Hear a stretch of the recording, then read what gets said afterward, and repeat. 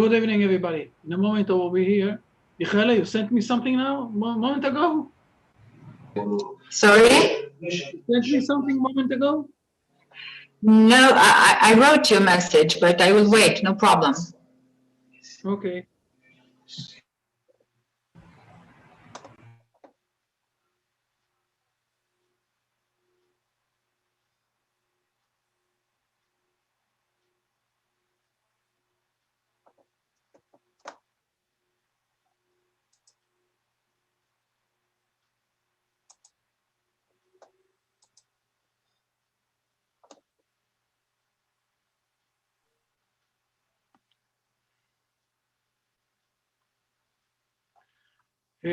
Okay, we're starting, in a moment we're starting. We came to the time, right? All right. We can start, everybody who is with us. Shalom, everybody. Good evening from Israel. Good evening from Jerusalem. Good to see you all. Before, with my parents, I will say, because we can't close the, hopefully things will be okay. My mother is much better. And let's pray for my father also. And let's start driving inside straight ahead to the things that we have for the Genesis learning. So good evening, everybody. I want to refer for a moment for a few questions that was last week and I wasn't there to answer them, okay? I think it was you, Travis, who asked if it's appropriate to go to the church, but not to pray there, to be with your family, not to pray. Is that right? I'm right? I'm remembering right? Oh, no. So I will say it like that. The answer is yes, okay? As I said already more than once, I think also to Michaela, to others, it's very, very important to have a good relationship with your family. You don't need to have to break the relationship. You don't need to be a weird person. You don't need to become something that everybody will try to say that, you're not thinking straight and to look at you as something like weird. And especially if you're not praying there. And it's the same, by the way, if you need to have some sort of a payment because you want to see the art. I know that in Italy there are a lot of amazing, from the art side, there are a lot of amazing churches that you need to pay if you, some payment for going inside of those churches. And then they're using this payment for other things, maybe also for idolatry. For a non-Jewish, for someone who is a Noahide, it's okay. The truth is that also for Jewish, it might be okay in all sorts of ways. So we need to know that. So those are the most, I think, simplest questions that we have. This is a very, very heavy question that a lot of people, especially the Noahide, are asking all the time. And it's regarding the question of the level of the neshama and the Jewish neshama and the Noahide neshama and all of those things. Because this a very, I will say, heavy issue, and I think that once and all we need to speak about this, to put it on the table, everybody will know, and especially because the Hebrew nation is not a racist nation, okay? So we need to explain this, and this is what I will try to explain in the next coming half an hour until Lee will come also. And I will try to show this in the right way. And there are a few things that we need to learn before, so we will manage to explain this. And I'm asking everybody to be honest with me and to ask the most hard questions that will appear after I will explain what I have to explain, and feel comfortable, because it's a very important issue that we need to clear up, okay? But I will start with something that is related to the chapter that we are already inside. Okay, let's start with this. Let's be connected with things that we are learning every week, that it won't be something that, on the air because we're learning a bit of the Tanya or something like that. Travis, this is for you also, the Tanya. So let me share the screen for a moment. Here it is. This is a. Can you see, all of you? Can you see the? Yes, sir. We can see it just fine. Excellent, excellent. So let's read for a moment the end of chapter 10, please. 32. Verse number 32, yes. These are the families of the sons of Noah, according to their generations in their nations, and from these the nations were separated on the earth after the flood. So first of all, it's I said it already more than once, but I will emphasize this now also. We have that the separation of the families was before the Babylon Tower. Okay, the next verse, the next chapter, speaking about the Babylon Talmud, the Babylon, Tower. Okay, and we're speaking that the separation is already here in the earth before the flood. After the flood, sorry, before the Babylon Tower. So this is very important to know that. But I want to refer for a moment to the word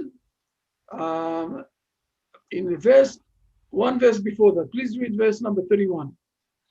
31, these are the sons of Shem according to their families, according to their tongues, in their lands, according to their nations. We have here something very interesting. What is according to their tongues? This is a tongue. It's inside, okay? What is according to the tongues? How do we understand this word, according to the tongue? The tongue is the inside. We have two things in Hebrew, okay? We're speaking about the lips and we're speaking about the tongues, okay? The lips is the outside of the verbal speech, and the tongue is the inside of the speech, of the verbal speech. I want us to refer for a moment and to jump to chapter number 2. Okay, chapter number 2 is speaking about something that is very modern. Okay, it's related with our days today. I don't know if all of you are familiar with the what they call this very interesting science today, that when you speak something, you're bringing it to become a reality because what you spoke. This is something that is running around the world. I want to show this for a moment in chapter number 2. Okay, in Genesis chapter number 2, in verses 19 and 20. And please read those verses. Done. 19, and the Lord God formed from that earth every beast of the field and every fowl of the heavens, and he brought it to the man to see what he would call it. And whatever the man called each living thing, that was its name. And man named all the cattle and the fowl of the heavens and all the beasts of the field. But for man, he did not find a helpmate opposite to him. So we're saying here that, first of all, whatever he is calling, whatever he is naming, everything that he is naming, he's giving a name, okay, that was his name. And we said that in Hebrew, the name is also the purpose. When he's defining the name, this is, I will say, the purpose of life for this thing. And because man didn't find anything to define for his spouse, so he didn't find it. Everything is starting from the definition that person is saying with his language, with his definition that he's taking outside. Think about this in this way. This is what's written down here. This is exactly what's written down here. So let's go for a moment. How it's working? How it's working? It's working because we have a lot of ideas in our above our heads. Then we are defining a bit of the things here. Then we're managing to things that we thought also to define them in our mouth, and this is how it's going out from us. Yes, Dan. Rabbi, I have a question because, this hit me a number of years ago, and I've run with it since when I'm doing my archaeological research and really looking for the tangible reality of the event. And in those verses, what I see, what seems to fit more is when it says the Lord God brought the animals to the man to see what he would call it. there was a misunderstanding of communication, and he wanted to know what the other language was. And so whatever Adam called it, they decided that's what they'll call it. And so it's like if I met somebody from an island country that speaks a totally different language, how do we begin to talk to each other? How does one meet and actually connect? You bring something, they say it's this. Oh, so you repeat it. And the reality is it begins to open up the dialogue. That's the way I began to see the context of that more than anything ethereal or metaphysical. First of all, it's okay, but I want to have, what you're saying is good and it's right, but it's only on the surface of the level. I will say it's only the part of the limbs. It's not the part of the tongue inside, okay? Let's try to go one step more profound. let's give me a few minutes and you will start to see and to realize what I'm speaking about. Please read verse number 7. And the Lord God formed man of the dust of the ground, and he breathed into his nostrils the soul of life, and man became a living soul. Now, when we're saying that man became a living soul, Rashi, okay, the commentator, have a very big question, and he have an answer. So please read Rashi for here. Cattle and beasts were also called living souls, but this one of man is the most alive of them all, because he was additionally given intelligence and speech. First of all, we need to understand the question. The question is very simple. What is the difference between men and all of the animals? Because they were also called living souls. This term of the word living souls, also the animals got this term in chapter 1. So what is the difference between men and all the animals? And the answer that Rashi is giving, that there are two main differences. One is the intelligence, and the second one is the speech. We need to understand the difference between those two. There is a very, very, I will say, inside difference between those two. The intelligence is one thing, the speech is another thing. And to realize the main difference between those two, I want to remind us all that also the animals, in all sorts of levels, have some sort of a communication, speech communication between them, okay? The whale, we know that they have communications. The dolphin, they have communication. The monkeys, they have communications. The horses, they have communication. They all have all sorts of level of communication. So we must say that there is something different here with this speech, with this communication. And we know for sure that the intelligence is really different, because the intelligence of men, human, is much bigger, it's much stronger, it's much different, the intelligence, than the intelligence of all of the other animals. But there's also a very big difference between the intelligence and the speech. But let me explain this for a moment. The intelligence is something that is related, let's say, to the mathematics in our world. The mathematics is a way of thought. Why we are all teaching all over the world mathematics.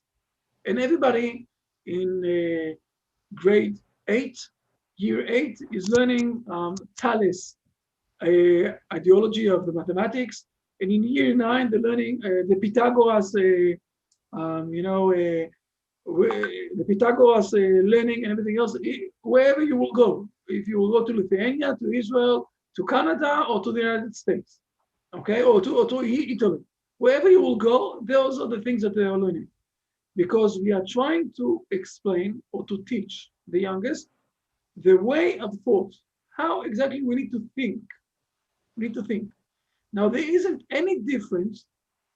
There isn't any difference. We're speaking here about men. We're not speaking here about the Hebrew nation. Chapter number 2 is we start where man is here, not the Hebrew nation is here. There isn't any difference between a Jewish person, Italian person, Canadian person, wherever he is coming from, wherever he is. Normal person have IQ between, I will say, 90 to 125, 130.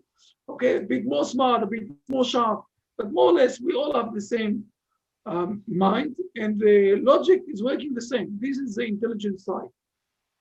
Okay? It doesn't have any form of, I will say, personality inside. It's a structure, okay? The structure is saying that when you're taking one and another one, it's two. You can't break this down. It's not something that is having any reference of the personality inside. It's structure without any thoughts. There is something else that every person have, and the same thing, and this is the part of the speech. The speech is someone exposing his will to another one. Huge. It's not only some sort of a communication. It's true that we are also defining things. When we trying to say words, we are defining things. The name of this, okay, it's a mouse. Now, it's not the mouse like the mouse that is running at home, that is going out from home. It's a mouse that we want that will be in our home. But we all know that the name of this is the mouse. Okay, but so we defined this as something. So we gave this a definition. When we gave this a definition, we took it out from becoming something with a will. When someone is speaking with someone else, so this person is showing his will to the other one. And this is the main difference between intelligence that doesn't have any will inside. Those are the laws of nature. We're standing here and we are learning them.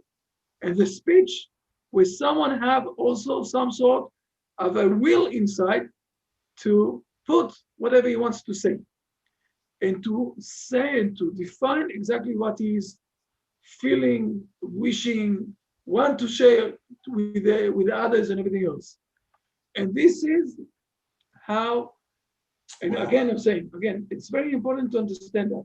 We're speaking here before we have any separation between the Hebrew nation and the rest of the world. So it's for every person in this world. Doesn't matter if you go, doesn't matter at all if you will speak with an Italian person, a Canadian person, I don't know, Czech Republic person, a Vilnius person, a United States person. Go to speak with someone, he have a will. And when he is speaking, he is expressing his will to someone else. It's a will speaking with a will, not a will, of the car. A will with his free will. Okay, this is the issue of the speech, and this is why, just a moment. This is why the Hebrew nation is calling a man with the thing of the ability to speak, ability to say, to express his will. And it's for all of the people of the world. From here, I'm coming to another very important thing to explain, to express, that each person in our world, regardless if he is a Jewish person, if he is from any other nation, like every other Jewish person, have this thing that we call nefesh, ruach, and neshama. Now, you don't have it in the English language, or I will explain this a bit in the English language, okay? The nefesh is the body side, okay? When we see, for example, how the blood is running around inside the body. So now we have the ability to be awake, to move and everything else. This is the nefesh side. Then we have the ruach. The ruach is the place where I'm breathing, taking it out. By the way, I must say something that I saw today from the Italian people. It's amazing. They didn't check. It's not from our community, but it came to me from the one Italian people. It was a person, 92 years old, that was got the coronavirus, and he was in the hospital. And for a day, they gave him oxygen, and with all the machines. At the end of the day, after 24 hours, he recovered. And after a few days, they gave him the bill. He was in the hospital. He saw the bill and he started to cry. It was a big amount, 5,000 euros. He started to cry. So he said to him, don't cry. Why are you crying? No, and even if you're crying, don't not the piece of the paper that you need to pay the bill. So he said to them, I will explain to you why I'm crying. And they all cried. He said, I'm 92 years old. For 92 years, I'm breathing without paying anything to anyone. God gave me the ability to breathe, and he gave me also oxygen in this world. Now I'm starting to see how much it's so high price to breathe. $5,000 per day. And I never said thank you to God. And he started to cry. And they all cried. What an amazing story. It came to us from the Italian people, okay? To Israel, I don't know. Some Italian people said it.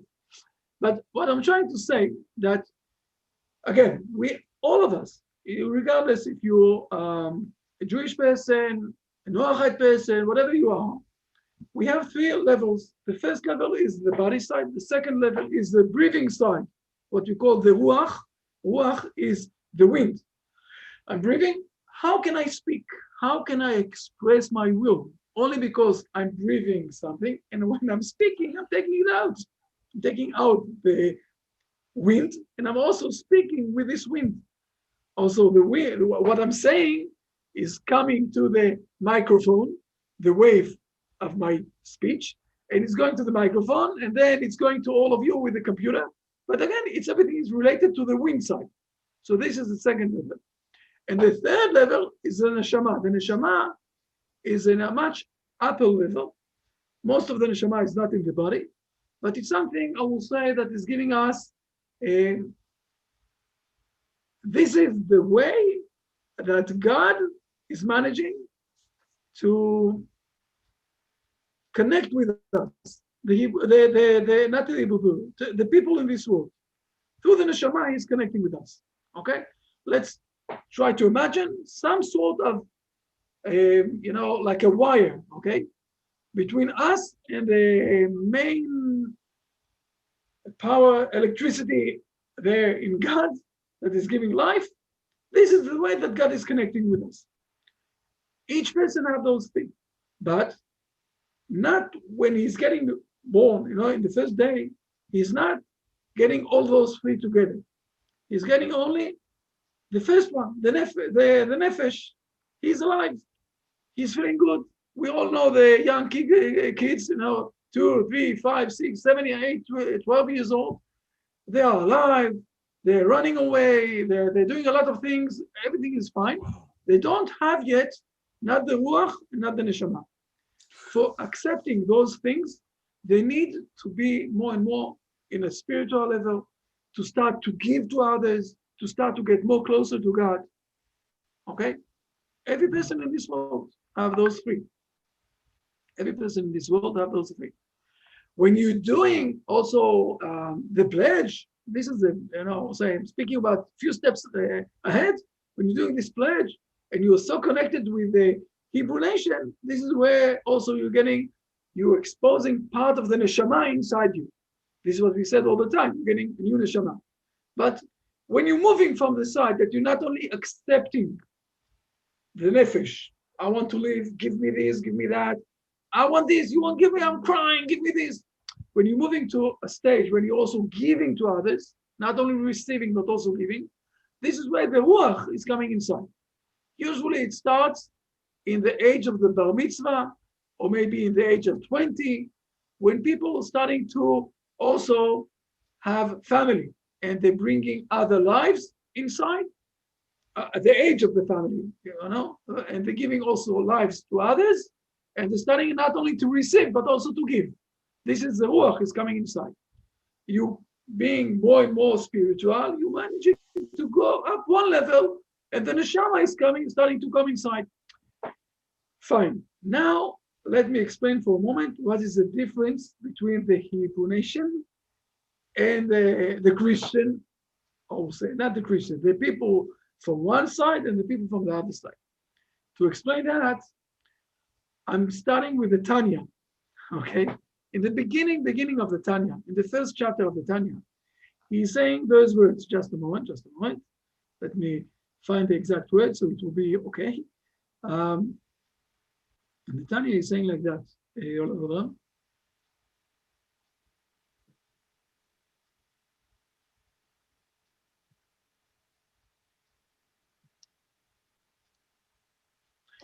it says like that, Chelek Eloha Mimal Mamash. Okay?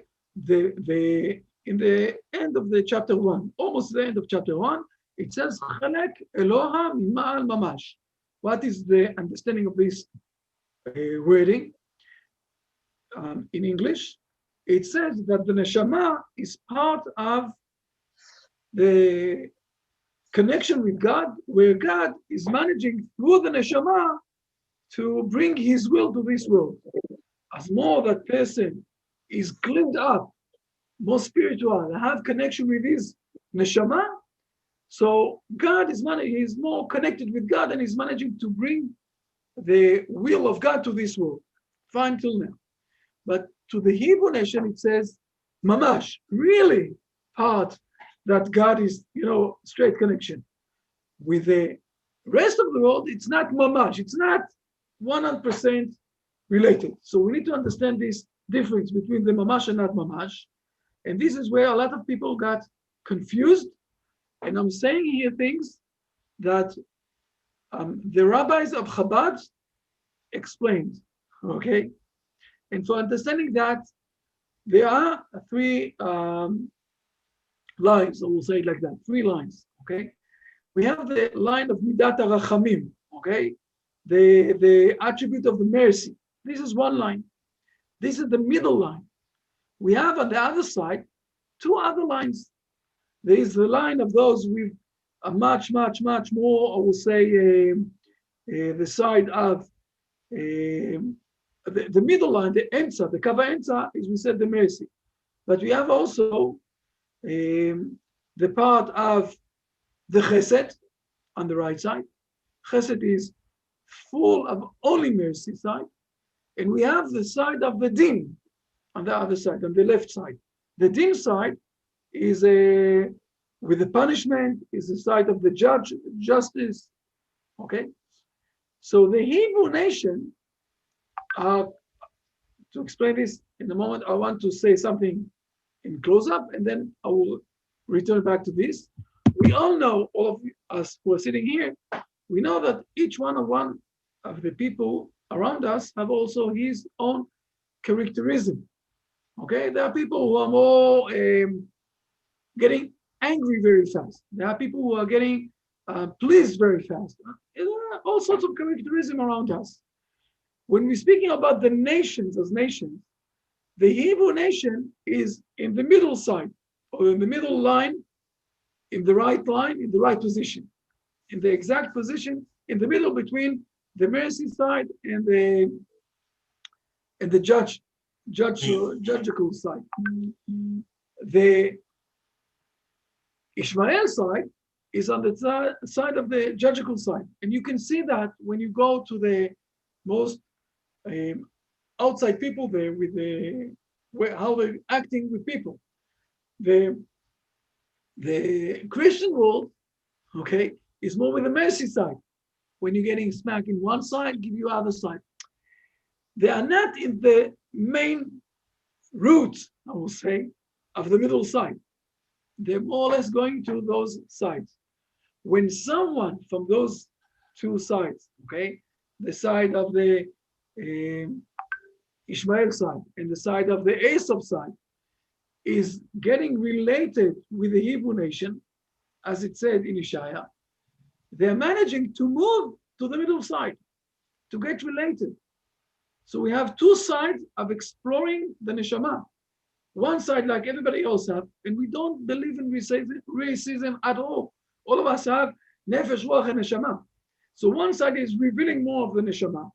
And the other side, on the other part, is getting closer from the side that you are to the middle side, to getting more closer to the Hebrew nation.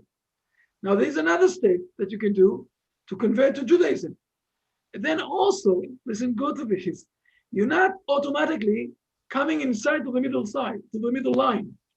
It's taking you for sometimes also 7 and 8 generations until you're coming back to the main middle line. It's also taking time. People don't know that. People are saying, I want to convert. By being close to the Hebrew nation, you can do much better and much bigger, I will say, of your mission in life than trying to move from where you are to the middle line. Okay, because when you're getting closer to the Hebrew nation, you're getting also to the middle line. So there are two, I will say, dimensions that we need to speak here. The first dimension that everyone have nefesh, ruach, and neshama. Everyone has. It doesn't care. Really, everybody is part of this world. And therefore, God gave everybody nefesh, ruach, and neshama. And it's a question how much you're revealing it. Okay? As more that you're getting spiritually, as more that you're moving from the side that you want only to receive, you also want to give life. So you're revealing more and more parts of yourself. The second thing is that the Hebrew nation is in the middle line. The other nations are in the right side or in the left side. And when you're getting part as a Noachite, okay, connection with the Hebrew nation, you're moving from the sides line more and more closer to the main line. And this is where God is saying, so you become part of the Hebrew connection, okay? And then you also have more and more influence towards your nations. This is, it's a bit more, I will say, complicated than just drawing, this is very simple like that. No, it's a bit more complicated story, but this is how we got it. Therefore, no one have any advantage on anybody else. Okay, not in the mind side, what we said before in the beginning, the intelligence side. Of course, no one have any more advantage than anybody else. We all have the same brain. And also not with the racism side, okay? It's not that the Hebrew nation are better. We have only a different mission. We explained this already more than once when we spoke in chapter 2, okay? When we spoke about chapter 3, sorry, about Abel, okay, who got punished even harder than Cain because he was the educator who failed. And we explained also that maybe this is one of the explanations why the Hebrew nation is so much suffering in this world, because we failed with this education that we're supposed to give to the world. So we spoke about this, but it doesn't say anything. It's a different, I will say, dynasty. It's different missions that we have. But it doesn't say that someone here is better than someone else, or someone here have a neshama bigger than someone else. No, not at all, not at all. Don't get confused. And I know that this is one of the most hardest questions that all the time people are asking us. So I said it's time to reveal it, to explain this. If you have any questions, this is the time. Tavis, what do you say? I got a couple of pretty big ones. Okay, so, well, we're looking at that languages were different before the tower, but did not Noah and his sons speak one language and they populated the world because there was no other? And was it different dialects that they came up with when they separated into them? You're speaking about a different question that I didn't show yet, because if you will read verse number 1 of chapter 11 that we're going to speak next week, you will see that it's a bit more complicated there also. Yeah. Okay, I just wanted to show that the words tongue, okay, and lips, those are two things that are being said in the scripture of the Bible, is speaking about or trying to express that the wording that we are speaking, okay, the language that they are speaking, it's coming not only from the outside, but also from the tongue, from the inside, and it's coming from the will that we have. Okay. But there isn't any difference between a Hebrew person or non-Hebrew person, okay? So, and then we're going to continue on to all the things that I spoke. And also I quoted from the Tanya in chapter number 1, okay? Where people don't really understand this verse or this thing. And this is why I'm asking, I'm saying, I explained to you something a bit complicated, but it's a time to say it in the right way. Maybe I'll hold my other question till next week, since we're speaking. Not a problem at all. Okay, not a problem. I was clear enough, thing done. Everybody, I see that everybody is, a bit shocked with all the things that I explained. If I will summarize, I will say it like that. each one and one of us have intelligence in the same level. No one here is more or less. Again, I didn't do a test of the IQ. So there are people who have a 95 IQ and there are people who have 125 IQ. Of course, there are more sharp people, less sharp people, it's okay. But more or less we have, it doesn't say that if you're a Jewish person, you have more smartness in your head. This is one part. But the smartest side is, again, the side that doesn't have any will inside. It's the laws of nature. And then we spoke also about the soul side. And with this also we said, there isn't any difference between a Jewish person and any non-Jewish person. All of us have nefesh, ruach, and neshama, all those levels. As more that you're moving from the side that you only want to accept things, and you're starting also to give things, you're revealing more and more spiritual levels in yourself. And when you're getting connected with the Hebrew nation, and then we have three lines. The middle line that is balancing between the justice and the kindness. This is where the Hebrew nation are coming from. This is the source of the Hebrew nation. And we have the Christian world and the Muslim world on those two sides. And someone is getting, becoming a Noachite, he's getting more closer to the middle side, to the middle line. But it doesn't say that someone here is better than the other one, or someone here have less soul than the other one, or someone here is a secondary to someone else. Not at all. Okay. Beautiful. Now, about this, if you have any questions. Yeah, Yes. may I say one thing about the intelligence part is I have just recently meditated a lot and contemplated intelligence because of what I know, and I don't look on others as being unintelligent, because you're a product of your environment and you learn what you need to know for your environment that you live in. So Michaela in Italy lives in her environment. I know nothing about that and probably wouldn't survive there very well or happily. And she probably doesn't know enough about my world to come into it. So we are each intelligent to our own level. And when we start to look down upon others because of their intelligence not being what ours is in our world, that becomes, to me, a racist thing, because that's putting people down because they don't know what you know. It's not that they're not intelligent, smart, or geniuses. It's just that we don't know what they know. They don't know what we know. And that's what I've noticed about it. And that's what you're saying. I totally understand it. I was just saying that it took me a long time in life to figure that out. A long time. Welcome to the world. No, it's good that you came to this part. It's okay. It's fine. Fine. Someone else wants to say anything about this? This Rabbi, you got a good question from Lisette there. What is the question? Sorry, I didn't know Lisette that. asks, she says, doesn't experience contribute to intelligence? Yes, there's a few things that are contributing to intelligence. If you want, what did I did in Lithuania?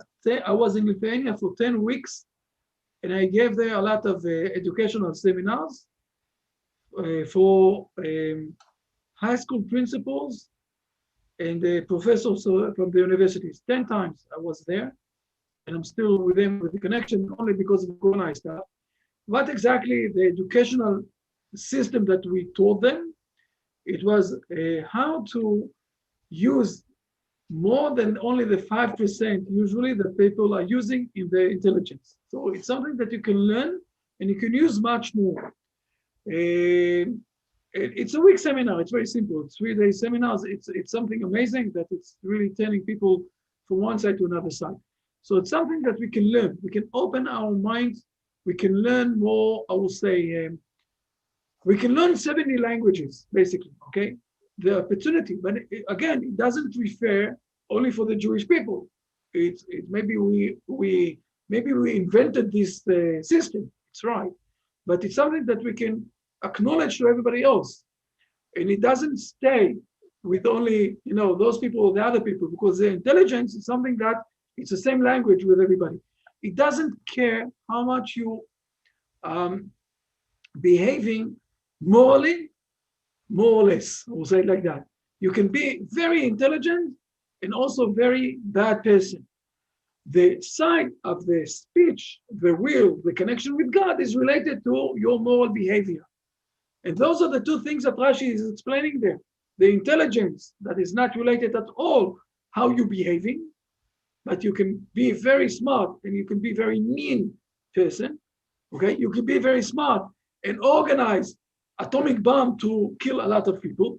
Okay, and the side of the language, the tongue, the will that I have, that as more that you're getting, as more that you're behaving in a moral way, you're getting closer to God, because it was His decision to speak and to create this world. Okay, Bidvar Hashem Shamayim Nasu. With His words, He created this world. This is what we say. Be'asara ma'amarot nivra olam. With His 10 words, He created this world. What is the word? His words, His will. He decided to give space to others to live, not only Him. And on the same level, when we are behaving in a moral way, our will is getting more and more spiritual, and more parts of our nefesh, ruach, and neshama, and the connection with God is getting more pure, and we're revealing more and more of them as more we're going in life. And this is the difference between those two lines that we explained, what is man. And again, it's chapter number 2. We don't have yet, we never saw the Hebrew nation. Okay, we only in chapter 10, and we never saw the Hebrew nation yet. Speaking of all people around. I hope I was clear enough. Okay, fine.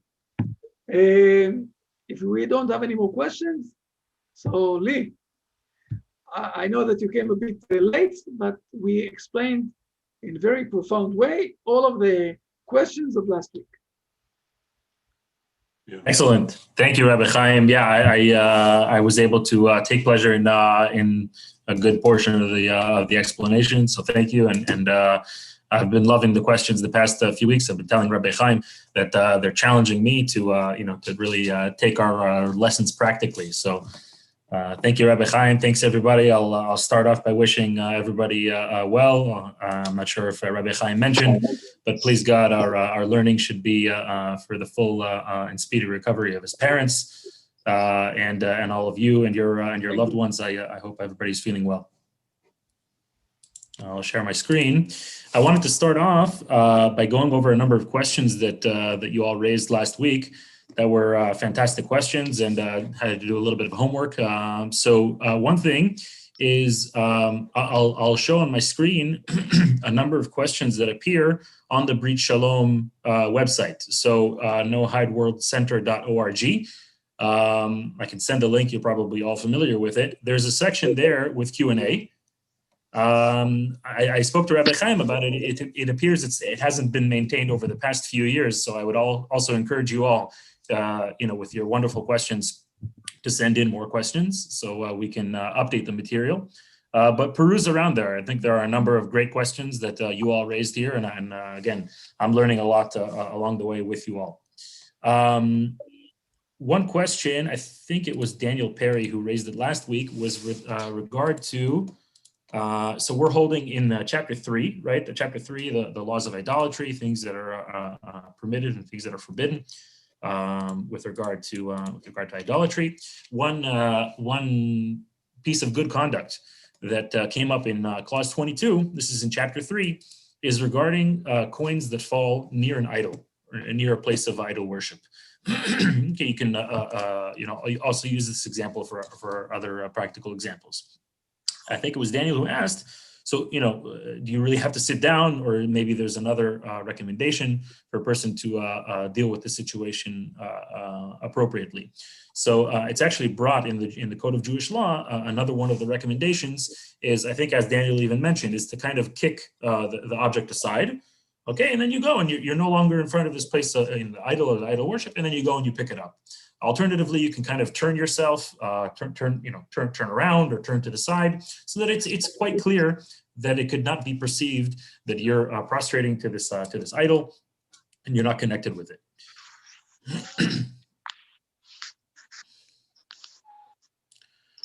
Okay, there were a lot of questions last week since we spoke about attending services that are related to idolatry, or even being present in a place of idol worship, etc. There were a lot of questions about church services.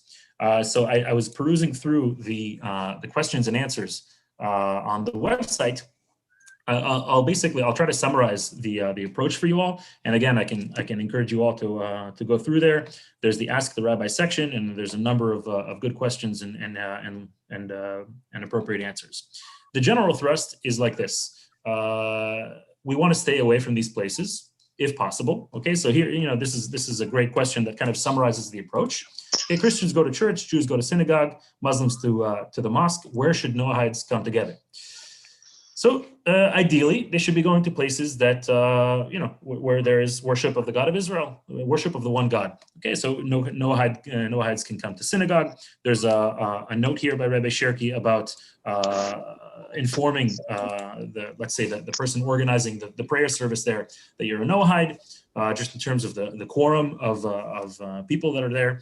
And even in times of old, there was a section designated for Noahides in the synagogue. And please God, with your help and with the help of many others like yourselves, this is something that will gain even more and more traction. So ideally we should be attending synagogue. As we also said in the past, I think it was Hans who brought up the question.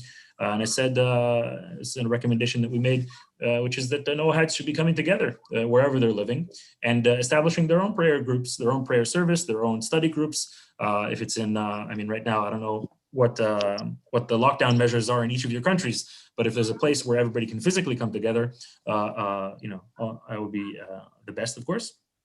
Nevertheless, there is permission to attend church. It's not forbidden for a Noahide to be in a church, again, so long as we're not participating directly in the service. So Rabbi Shirky expresses here clearly, and this is another kind of general thread in our learning, is that we're awakening to the tradition of the God of Israel, and at the same time, we need to not push others away in our awakening, in our enlightenment. And so he says here clearly, especially if it causes sorrow to any other person, you should not be let's say the entire family is attending a church service. So there's I think there was here. This is a question I think that even Michaela raised explicitly last week about being invited to a wedding in a church. What are you going to do? Okay, so it's your cousin, it's a good friend, and they invite you to a wedding in a church. What are you going to do? Okay, for a Jew, this is expressly forbidden. Nevertheless, for a Noahide, it's not expressly forbidden. So if there's no way to find an amicable way of not specifically attending, maybe attending the party that's afterwards, that's not inside the church. If there's no way to do this amicably, then it's going to be permissible to attend, especially if it causes sorrow to the other people. Again, with the caveat that we're not participating directly in the services. There was a general question about what it meant for Noahides. We saw last week here.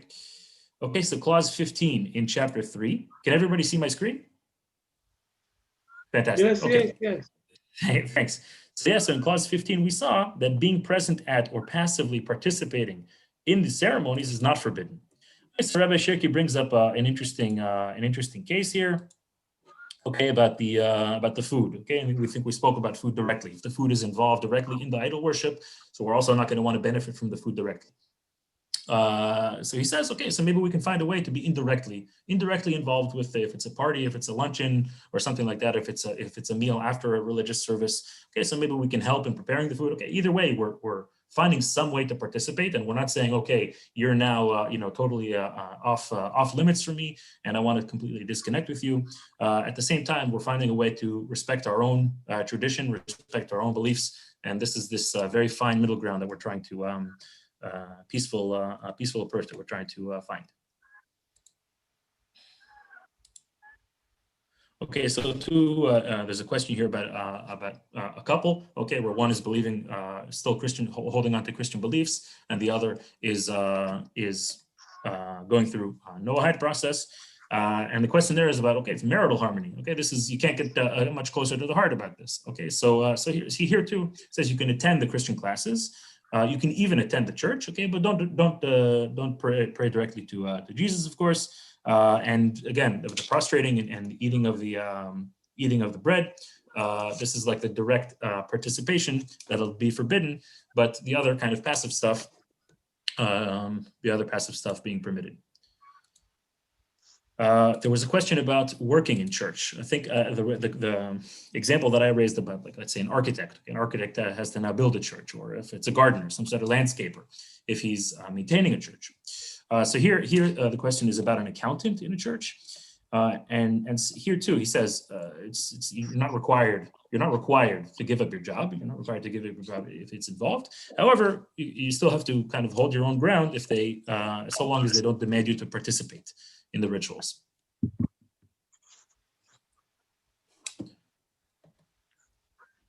We spoke about those things in the beginning, and maybe put the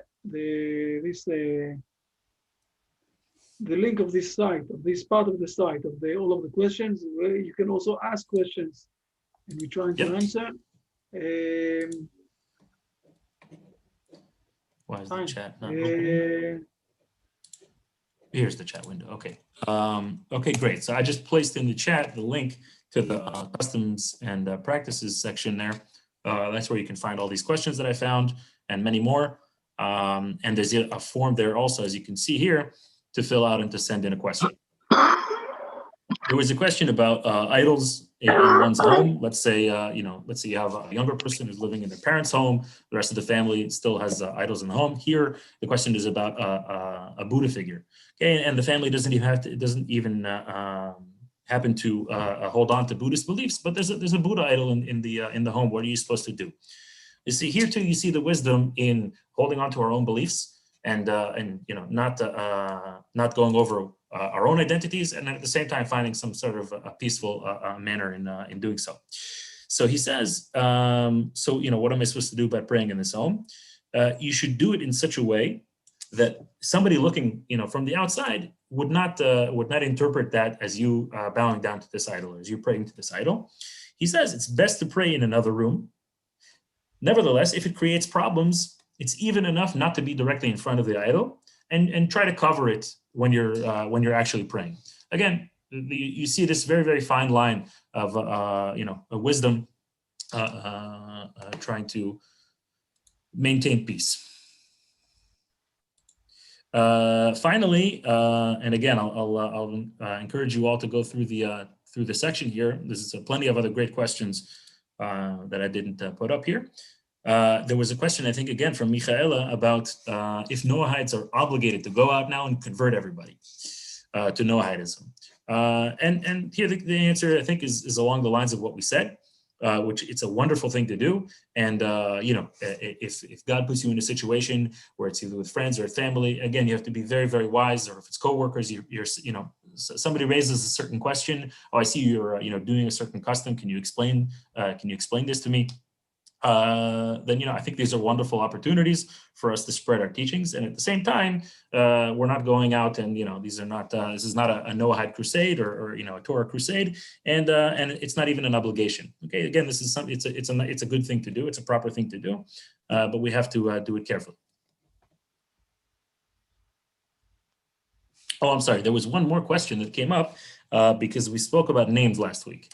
And I'll just repeat what Rabbi Chaim said last week, which is that, again, with our general thrust of finding nuanced and wise ways of getting close to the God of Israel in a healthy way, in a healthy and steady way. Somebody's raised in, say, in a Christian family. I think it was Timothy who brought up the example of his name. Okay, so Timothy, a pretty common Christian name. Nevertheless, he's connecting to the teachings of the Torah. We need to try to find a way to maintain his original identity and not completely erase that, and at the same time connect him to the God of Israel. Okay, so we can reinterpret his name. Timothy said is the root of the Latin is honoring God. So what better way to be named than one who honors God? That was the general idea, is that there's no requirement for somebody to go and to change their name in such cases. Nevertheless, there was a question raised about somebody who has a name that is explicitly of an idol. I think I'm not too familiar. I tried to look up some examples. I think though in the Hindu tradition, there are people who are called after the actual the different incarnations of the gods. In this case, we'll try to find a way to maybe find a nickname or to find some other way of being named that might not explicitly associate the person with this idol. And again, we don't want to go now and say to my parents, this name that you called me and everything that you, all the inheritance that you gave me in our tradition, it's now totally disconnected from me and I want nothing to do with you.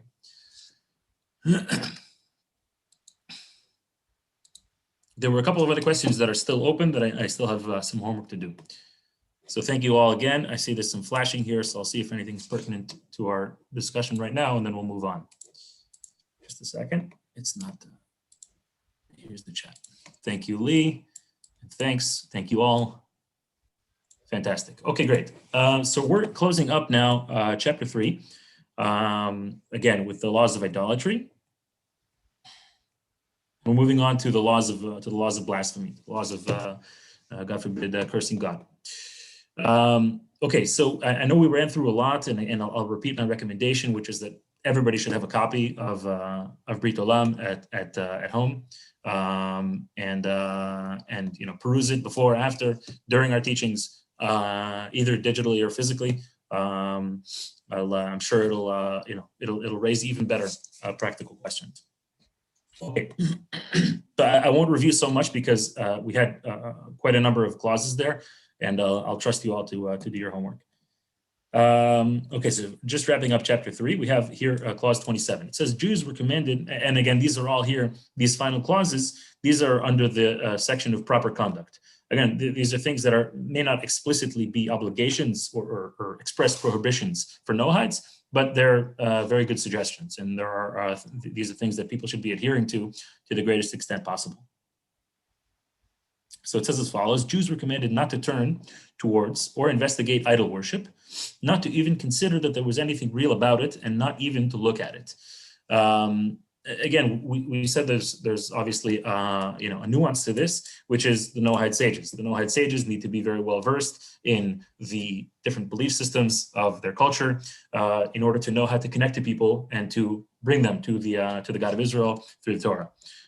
So there's obviously that nuance, but generally speaking, this is not something that we want to peruse and to raise doubts in our minds about our beliefs. And finally, no one. This is about swearing in the name of God. Clause 28: no one should swear or taking an oath in the name of an idol. Similarly, no one should make someone else swear in the name of an idol. And this is maybe particularly pertinent to going to being in court. Someone who needs to swear in court should do so in the name of God, or in a similar manner that does not mention in whose name the oath is being made. Okay, a person could say, "I swear," or I take oath, without expressly recalling the name of God, but nevertheless not doing so in the name of an idol. Okay, so we're finally closing up chapter 3. I know there was a bit of a bombshell, a lot of things there that are pertinent to many different traditions that in the world today. So again, I encourage you all to review the material. Okay, I think some of the messages here are going to be a lot more we'll stick to the text. It'll be I think relatively self-explanatory. I don't know why the chat window is taking so long. Sorry for the delay. Just want to see if it's relevant to the chapter 3 before we move. It's not showing. Okay, so we'll continue. Okay, so chapter 4, the laws of blessing God. Okay, this is a euphemism. Blessing God, meaning the prohibition against blasphemy or cursing God. God forbid. Okay, some verses. Praise the Lord, all you peoples. Laud him, all you nations. Any person from Leviticus, any person who shall blaspheme his God shall bear the burden of his sin. Okay, so very clearly, it's very forbidden for both Noahides and Jews to blaspheme, meaning curse the creator of the universe. I was looking up, practically speaking, actually, let's read, I think 2 or 3, I forget where the example is.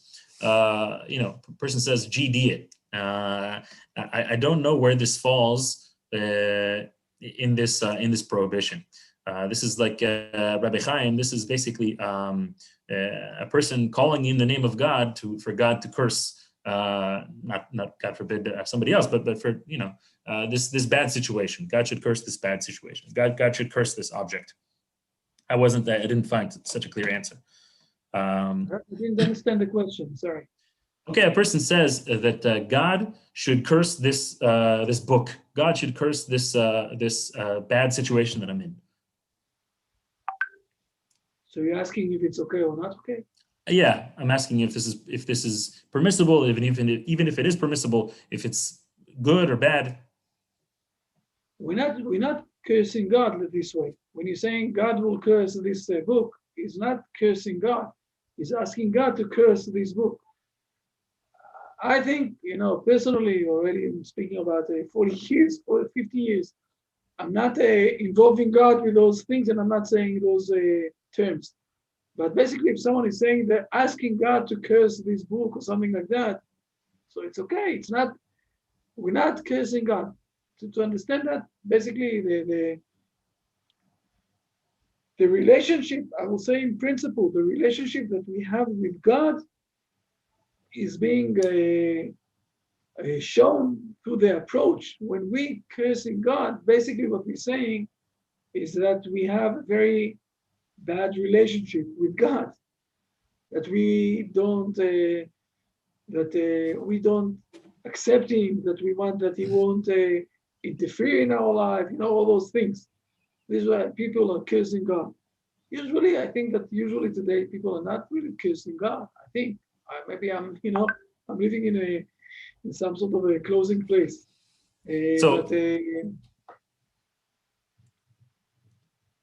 So yeah, we'll there's some pretty deep messages here in these clauses too. So we'll read on, and I think it connects to what you just said. Okay, so this is about explicitly cursing God. Okay, but you see clause here number 2, and this is a huge insight from Rabbi Shirky's rabbi, Rabbi Yehuda Leon Ashkenazi, also called Manitou.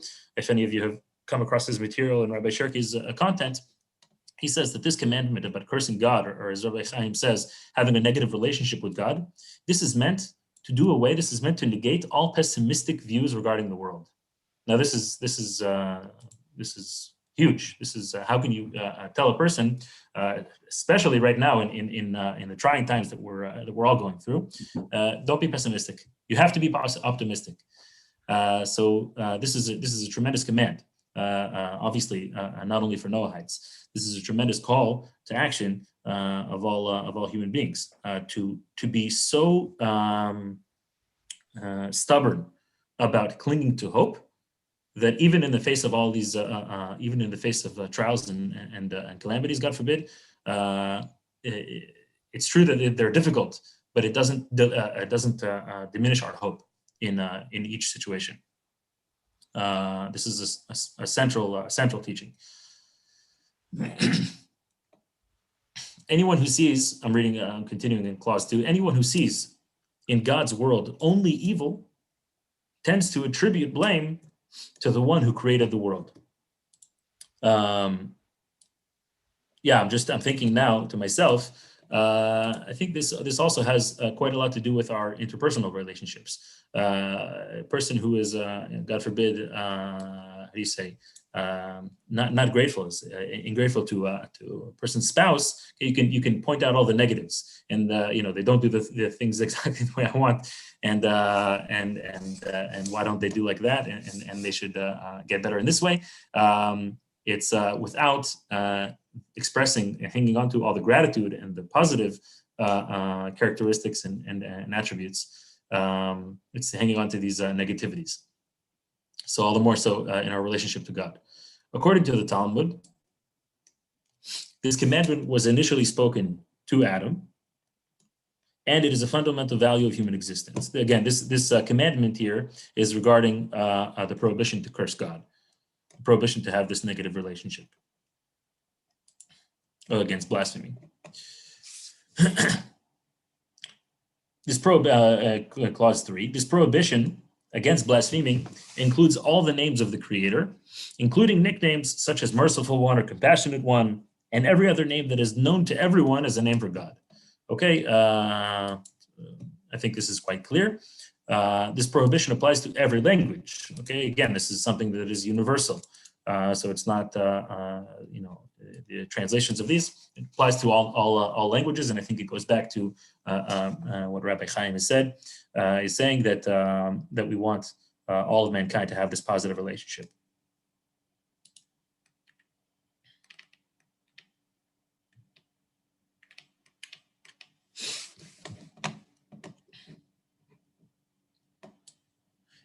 Clause 4, insolent language, like disrespectful language, directed toward heaven, that is harsh speech directed toward the Creator, is forbidden. Okay, even if it's not cursing, but disrespectful speech, then again, this too is going to be included in the prohibition.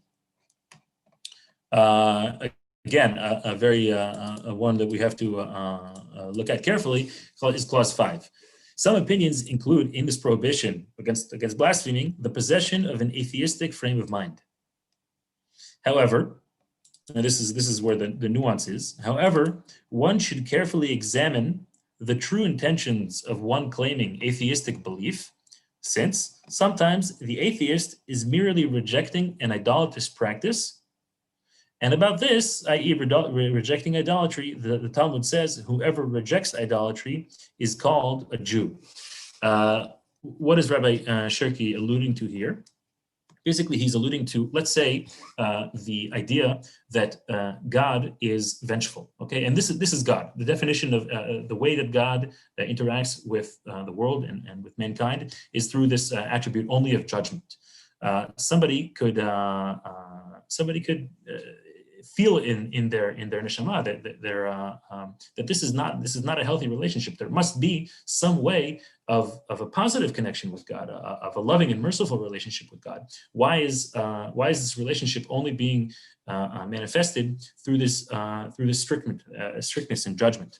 And then if this is the only picture that is painted to them, that this is the only belief in God, it is only through this attribute, then they could basically call themselves atheists. What they're saying is, I do not believe in this picture of God. And about this, Rabbi Shirky said in the name of his rabbi, Rabbi Tzvi Yehuda Kook, the son of the first chief rabbi, Rabbi Abraham Yitzchak Kook, he said that somebody came to Rabbi Tzvi Yehuda Kook with a question like this. And he says, I don't believe in this God. And Rabbi Tzvi Yehuda Kook says to him, the God that you don't believe in, I also do not believe in. Okay, so this small idea of that God only interacts in this fashion. So too, you could say, as Rabbi Chaim was mentioning earlier, that God is only through the attribute of love. Well, what about times in which you need certain strictness, you need certain law and order to situations? So too, and this is generally speaking, it's a bit of a tangent, but generally speaking, this is what Rabbi Chaim was alluding to, this kind of middle path, the balancing between these attributes, and that God is interacting through the prism of all of these attributes together. Again, so too, if the picture is painted in such a small fashion, then the person can say, well, then I don't believe in God. And what they're really trying to say is, I don't believe in this small idea of God.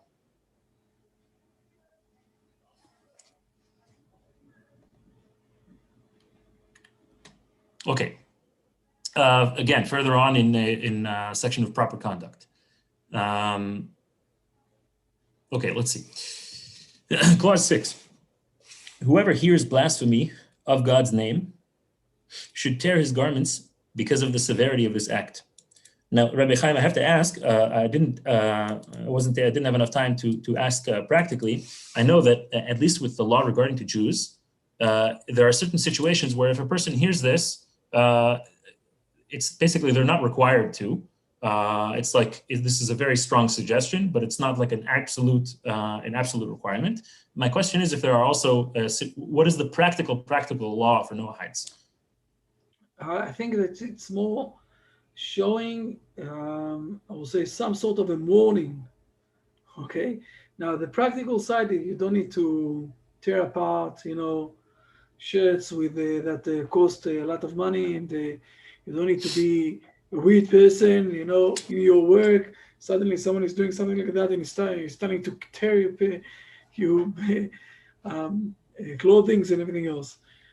As it says also, it's a proper conduct. It's not something that you must do like that, obligated, but it's showing the understanding how much it's supposed to bring you to a situation where you feel uncomfortable. This is something uncomfortable. To hear someone else cursing God, you need to feel uncomfortable. You need to tell, I can't sit here. I can't be here. I can't listen to those things. I'm supposed to tear my clothing and go to replace them, to change them. This is more to understand what we need to feel inside when someone is cursing next to us. It's a proper conduct. It's not something that you need to do, or if you won't do it, you passing the laws or something like that. This is what you need to feel. Thank you, Rabbi Chaim. Okay, clause number 7. Contempt or hatred for the creator of any kind is forbidden, even when no punishment is involved. This prohibition includes not causing damage to holy books, to holy names, or to synagogues. God forbid. We had, unfortunately, a situation like that here in my city in Israel recently, unfortunately. Okay, so too is this behavior is included in the prohibition. Okay, we have a custom also. I'm not sure if this is written down, if it's highlighted in the Brit Shalom book, but I'm sorry, the Brit Olam prayer book. But there's a general custom when holy books fall, we kiss them out of respect, out of the holiness. Okay, clause 8. It is forbidden to utter any of the creator's names in an unclean place, or when the speaker is unclean or undressed. Similarly, one should not take an oath in God's name without just cause. For example, if it's outside of court and there's no pressing need. And all the more so, one should not lie under oath. Okay, this is, I think, something quite clear, this kind of universal morality that, is proper conduct that we hopefully shouldn't need to be hearing. But yes, this law regarding, being unclean ourselves or being in an unclean place, again, out of respect.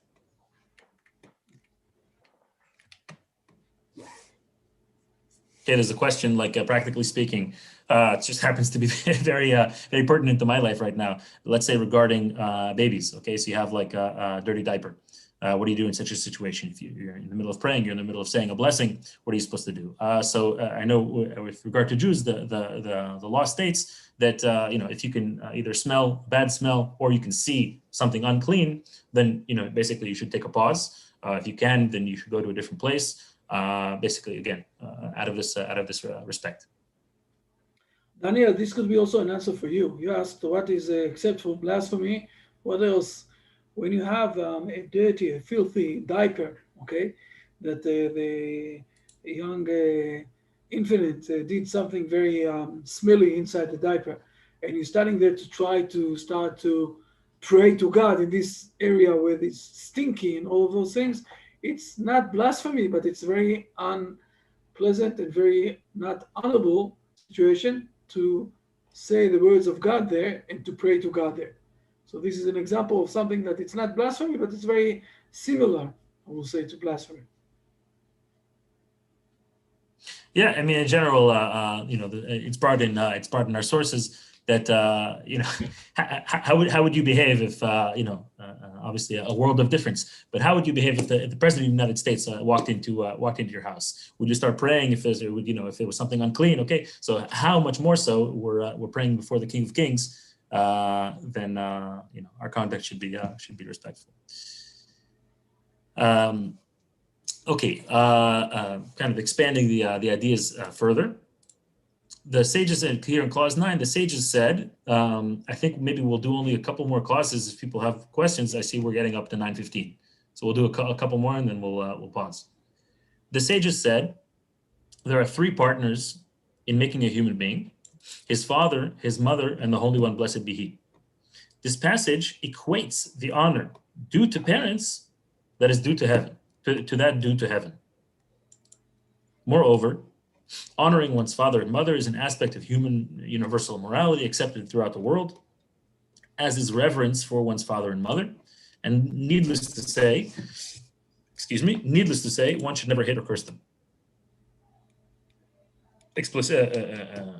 Practically speaking, how is one to honor one's parents? By bringing in food and drink, by escorting them when they need to leave the house, and so on. These are just examples. How is one to revere them? Okay, so there's also honoring and there's also revering. And how is one to revere them? By not sitting in their chair. Okay, there's a special place for daddy in the at the table, and this place, you don't sit in it without asking permission. By not opposing them in an undignified manner. Okay, so let's say one's parent says something that we know is totally against what we've learned, or either we don't believe in it, or we know it's false. So, I received from my rabbi to maybe kind of pose it as a question. I heard from a different source, such and such. Okay, so this is a very gentle way and not disrespectful way of saying, no, you're wrong. To do so expressly is disrespectful. And finally, by not calling them by their first or given name, rather father and mother, and so on. Okay, again, these are just examples about honoring. I must add here also another very important note. It's also referring to parents that you don't know them. For example, if God forbidden, someone was being born and was sent to adopter, okay, that he was adopted in somewhere else, and he doesn't know really his parents, still he is supposed also to honor the real parents who brought him into this life. And it's related a bit to the understanding of the connection also with God, because this is one of the ways he owes them a lot of thankfulness for coming to this world, and then also getting the world to come. And because of that, he also starting to respect also God. This is all related one to each other. I'm not sure if it'll be just to take your step, your point even further, Rabbi. I'm not sure if it's going to be brought here, but it's brought in Jewish law, expanding this idea also to one's teacher, to one's rabbi, or to I suppose it would also be relevant to one's Noahide sage. Okay, so again, not telling people in front of an audience that your teacher is wrong. You can go to them after and ask them about what they said and try to understand. Maybe you do indeed have a good objection, but there's a way to express it. Again, these other ideas about not sitting in their chair and calling them by their first name, etc. So this is expanded to one's teacher. I'm not sure if it's brought here. We'll see. Lee, I think that for tonight, we have another, something like 5-7 minutes to get answers, get questions, and maybe we will stop here and Sure. we'll see what people have to ask, to question, to know, to everything else. Okay. I think so. With the timing, I'm looking on the time. In a few minutes, Dan will go out. Everybody will go out. It's already, I think, 1:20 at night for Lelaine. Lelaine, good to see you also. Woo, everybody good. Yes. Okay, so we have some pretty excellent questions here already. We have one from Michaela about taking a vow. I took a vow when I was still a Messianic Christian. Is it valid? So it's a good question. לי, מה זה ואל בדיוק? תסביר לי את זה. vow, נשבעה, שבועה. Nothing. Nothing at all. Because it was a vow without any value. No, because Vow, Rabbi Chaim, vow, V-O-W. yeah, again, vow. It was a vow without any value. Because to vow to something that is not real, it's by doing the declaration, you pass it over. It's okay. There's a question here about marital status. Probably requires some homework, but Lisette asks, what about when you married in a Catholic church and got divorced but remained married by the church? Should I get divorced by the church also? I think it's a very good question. It's a very good question. For someone who is doing also from time to time also weddings for Noahide people, Noahide couples. It's a very complicated question. I want to check this again and we'll give you an answer next week. Okay, basically the answer is no, but let me check exactly the details and I will give you an answer next week. I'm going to jot down the question. We have a question here from Daniel 9012. Besides cursing, yeah, sorry. No, Daniel is. I don't know why I can't see his face today, but it's. He's not. His name is Daniel. Okay. Okay. From Bogota, Colombia. From Bogota. Welcome. Besides cursing, what else can be considered blasphemy? So I think we covered this to a degree. We included other things in this prohibition, also these negative attitudes, and other things that are disrespectful. We included them in this overarching prohibition. How should we behave? Michael asks, how should we behave when hearing someone cursing God? I think we covered this as well. Having it cause us a deep sense of distraught, of sadness, even if we're not, physically tearing our garment. It is nevertheless kind of tearing our hearts. Okay, Daniel again, this same Daniel asks about being abandoned as a baby. Should I still call this person father, the person who fathered me, should I still call him father? Since I usually call him by his first name. He wasn't involved at all in my life whatsoever until I was an adult. The answer is yes. You need to call him, you need to respect him. You need to call him father. The question, Rabbi Chaim, is if you could call him, I don't know, if let's say the person's name is Johnson, Mr. Johnson. The answer is you can call him Mr. Johnson, but the truth is that he is your father. So you need to respect him. I would call him father. After all, you have half of your body is from him. You can't ignore that. So we know, I will say it like that, we know a lot of stories where people ignored God for a very long time of their life. So because of that, God wasn't really part of their life. The answer is no. So in the same situation in the other side, when the father or the mother is ignoring their kids, because of that, it's not their kids, they behaved in a very bad manner. So, but we still need to respect those people who brought us to this world. It's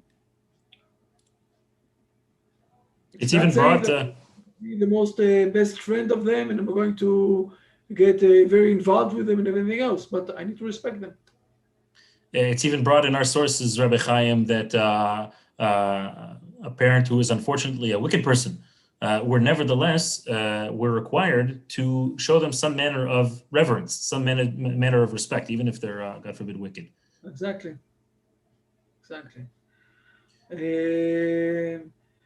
Angela and Mike, a very nice question. You can do that. It's moving one step ahead. You don't need to do that, but it's really nice. And I know a few couples who did it in this way. Sorry, Rabbi Chaim, just for hopefully those you will be able to come to Israel soon and we'll do it here in Jerusalem. I apologize, Rabbi Chaim. For those who didn't see the chat, it talks about being remarried as Noahides, if you were remarried previously in a different tradition. I don't know if everybody has the chat visible, Rabbi Chaim. Sorry. Okay. I think this is basically it. We just had a nice thumbs up here. I think it's from Dan about the quote from the Talmud.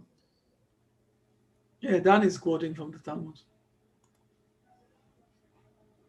Okay. This is all we have in the chat. If anybody else has anything on what we learned with me or with Rabbi Chaim. Not all of you together. Okay. Fine. We on for next week, right, Lee? Ezrat Hashem. Hopefully. Please, God. Okay. And then Dan also will broadcast it all over the world. Yay!